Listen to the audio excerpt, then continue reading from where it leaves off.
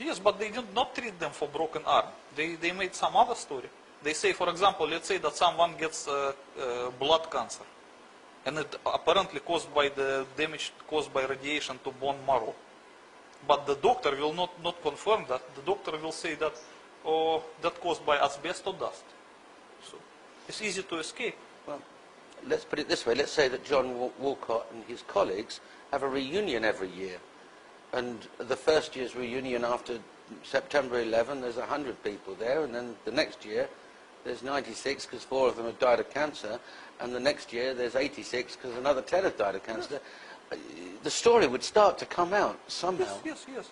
That's why now there is a big story in New York. These people who suffer from this kind of thing, they try even to sue the government, claiming that the government did not properly inform them about the danger of asbestos dust or some like benzene or whatever. Yes. Anything but except radiation. And your position is that all of them are suffering some form of radiation sickness from the... Yes. It's apparent chronic radiation sickness because it was ground zero after all. It's the place of nuclear explosion.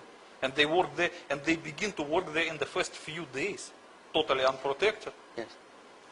But let's say that's continued because over a period of time they redesigned the sites and other people came into work. How long would those vapours continue for? I know the fires underneath continued for 3-4 months, as you said they would. There were no actually fires underneath. There was not fires. They were just extremely hot material. Molten steel? Not only molten steel, molten rock, anything molten, but not fires. Okay, okay. But because it was extremely hot, it was presented to public as underground fires, but yes. they were not. Okay. Because you said it's gone from thousands of degrees, there's nothing to cool it down quickly, so it lasts a long time and the burning steel. But how long would the vapours last? How long? The vapors would, as long as it is hot, it will just release some vapors. Okay. So anyone working there, even a year later, would still get some form of... Probably not a year. I believe that in 5 or 6 months they managed to cope with it because they put some effort to curb the radiation. They sealed? No, first they use some special chemicals mixed into the waters of firefighters. Yes. And they use the firefighters to pour these waters into the cavities.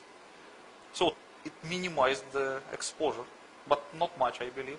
But at least it cooled down a little bit the matter. So if in natural conditions, if left on its own, it would cool down in maybe 1 year, because they were trying hard to cool it artificially.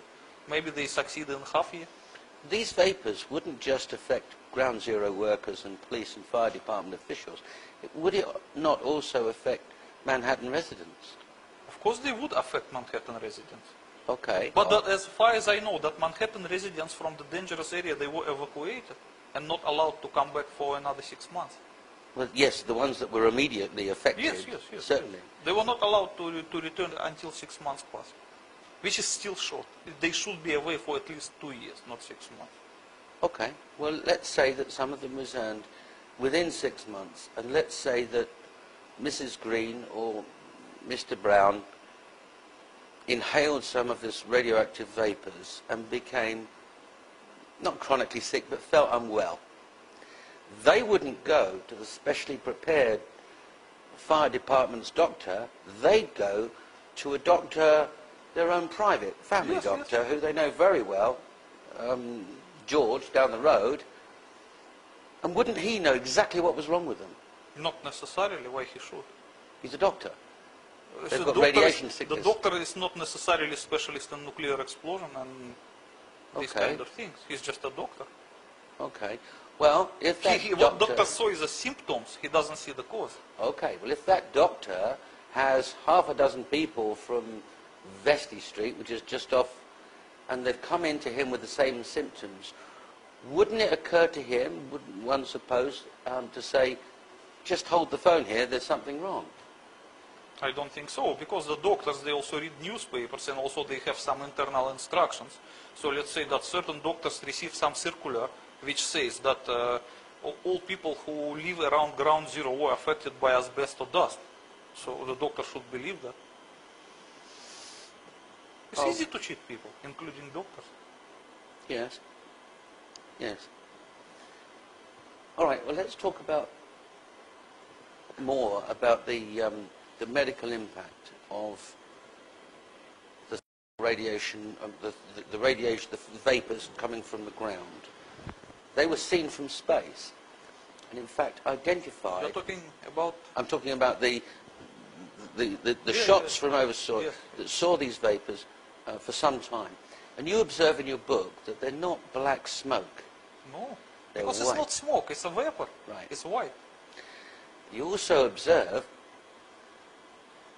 hotspots in precisely the 3 places where you say nuclear devices were activated. One under you mean WT7. this? Yes, we have it. But this is not my observation. I just found it published at the internet by someone else, and I thought that yes, the hotspots, as you see, they exactly correspond with the position of nuclear devices. And in fact, they record temperatures way exceeding the temperatures created by burning kerosene weeks afterwards. Yes. And your position is that there's no other explanation for those hotspots being where they are. You cannot create such a high temperature, 100 meters below the ground, that could sustain itself for a few months, unless you use a thermonuclear explosion of over 100 kiloton. What else it could be? Where you can get such a big energy to sustain these temperatures for such a long time? In fact, I'm glad you mentioned that, because I have here the 9/11 Ground Zero Energy Report. And this was recently published, but it does actually reach the conclusion, interestingly, the same as you. And I'll quote from it. The huge vertical particle plumes briefly left behind where the towers had stood moments earlier offer mute testimony to the fact that solid floors did not sequentially pancake downwards. That would have taken significantly longer, been far less destructive, and appeared far different from what was observed. Clearly, this hypothesis that a sequenced vertical array of directional low-yield thermonuclear devices was used to annihilate the World Trade Center skyscrapers top to bottom, forgive me. It's not an easy thing to prove. It should be easy to disprove if it's significantly off base. Yet it remains standing as the basis for the only explanation to account for all the most phenomenal ground zero evidence. So here we have some physicists agreeing with you. Yes. And we have a groundswell of sites coming up saying 9/11 truth, loose change, other experts, doctors of physics coming forward and saying there's something wrong here. And each of those is heading towards the conclusion that you draw in your book. That must give you some comfort.